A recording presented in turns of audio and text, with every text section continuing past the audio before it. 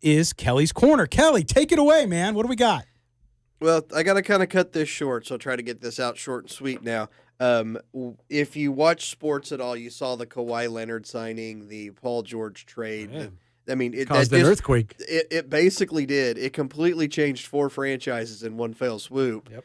And I was going to have this whole thing about how you'll never see a trade like that in the NFL.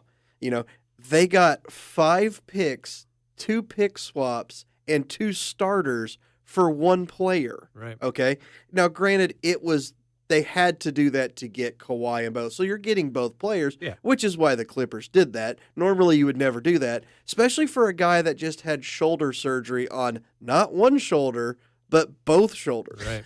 You know, it's just unbelievable to think Oklahoma City can now completely rebuild their franchise with one fell swoop because they've got all this draft capital. Right, but like you say, you won't see anything like this in the NFL. Well, last year I brought up this kind of on the show, the fake trade. Would the Raiders trade Derek Carr, 2 of the first round picks they had this year, one of like Chicago's number 1 next year, for Aaron Rodgers and a 2? So basically, you got a 2 for Carr, and then 3. You gave up 3. And like the people that I talked to acted like I was an idiot, and that's the dumbest thing you've ever seen.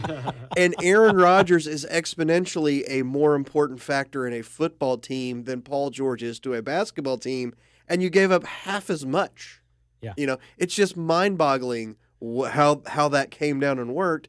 And now they also have another asset in Russell Westbrook that they're going to trade and spin off now, which unfortunately, because his contract with like the last year's $47 million or something, you get the Supermax. You're not going to get a haul for him, but you're going to be able to get anything for him, and you're going to have a dozen draft picks over the next 6 years to completely rebuild a franchise. It's insanity. I think the only thing we ever saw like that was the Herschel Walker trade, correct? But even with the Herschel Walker trade, the only reason that became such a big thing was because they nailed like every draft pick. Right. And that's the whole thing. If they miss all these draft picks, if they're bad draft picks, we'll look back at this and it's not going to matter. Sam Presti does a great job down in Oklahoma. Oh, no, yeah. And that's I don't think he had any intention of trading Paul George.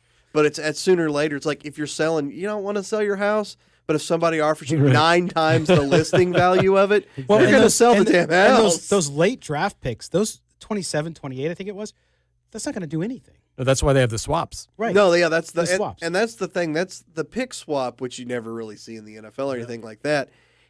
To me, is one of the most, like, if you can get that, because people just throw that in. It's like, well, we're going to be good. You're not going to swap our pick. We're better than you. Right. But all it takes is a Peyton Manning injury and the Colts are picking number 1. Yeah. All it takes is, LeBron.